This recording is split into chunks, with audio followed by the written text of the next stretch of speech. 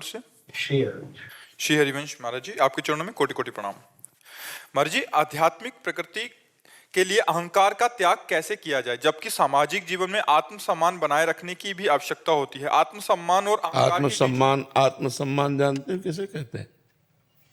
देहाभिमानी जीव देह को आत्मा मान रहा है और उसे सम्मान समझता है।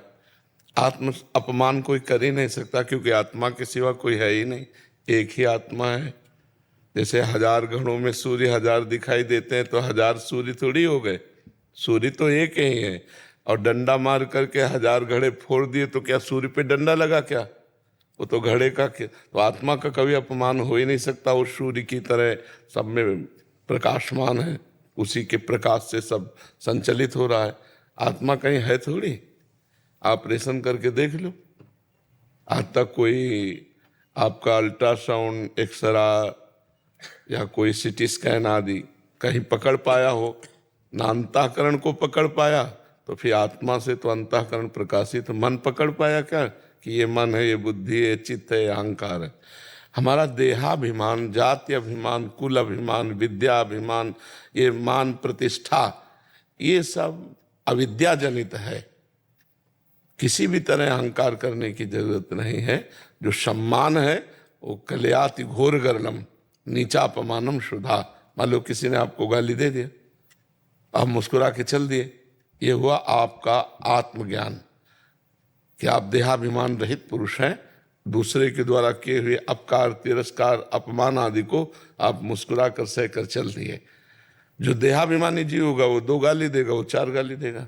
जो अध्यात्म मार्ग का पथिक है तो उसको सम्मानम कलयाति घोर गर्णम, सम्मान घोर विष है। नीचापमानम शुद्धा, नीच पुरुषों द्वारा किया गया अपमान अमृत के समान है, क्योंकि वो देहाभिमान का नाश करके अमृतत्व प्रदान करता है। यम ही न व्यथ्यन्ते ते पुरुषम पुरुषर्षभ सम दुखा सुखाधीरम सो अमृतत्वाय कल्पते। जो मन, बुद्धि, चित्त, अहंकार को परमात्मा में स्थित रखता है वही धैर्यवान होता है।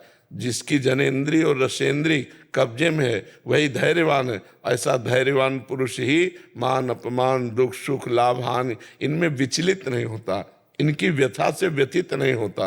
और जो व्यथित नहीं होता, सुख दुख में समान भाव रखता है, वो अमृत पद का अधिकारी होता है।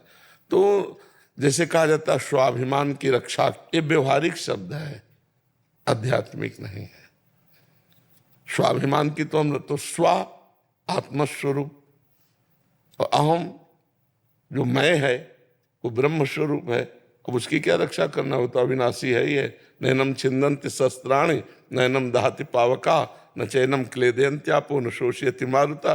उसका तो ना आग्नेयास्त्र, न वायवास्त्र, न वरुणास्त्र, ये कुछ कर नहीं सकते, तो वो तो सुरक्षित है ही है। बात आती है देहाभिमान की कि अब हमारे कोई देहाभिमान में तो फिर चोट लगती है अंतःकरण में। तो संसारी पुरुष है, व्यवहारिक पुरुष, आध्यात्मिक पुरुष तो नहीं है। आध्यात्मिक पुरुष मान अपमान से ऊपर उठने की चेष्टा करता है या ऊपर उठा हुआ होता है। और संसारी पुरुष इसी में तो जान की बाजी लगा देते हैं लोग। जितनी जेल भरी है ये सब अभिमान से भरी, विद्या का अहंकार, रूप का, कुल का, जाति का, धन का, विविध प्रकार का जो अहंकार है, इसी से सब जेल भरी हुई है। तो ये देहाभिमानी जीव की बात है। भरी सभा में महापुरुषों का अपमान होता है, वो मुस्कुरा कर चल देते हैं। ये उनकी क्षमता है अध्यात्म की। ये क्षमताहीन पुरुष होते हैं जो अपमान होने पर विचलित होकर के पुनः अपमान कर देते हैं अपमान करने वाले का। अध्यात्म की तो इतनी क्षमता है कि एक हाथ में कोई चंदन लगावे और एक हाथ में कोई पिटाई करे, दोनों के प्रति समान भाव रखे, वो अध्यात्म का प्रतीक है। समझ पा रहे हो आप? जगन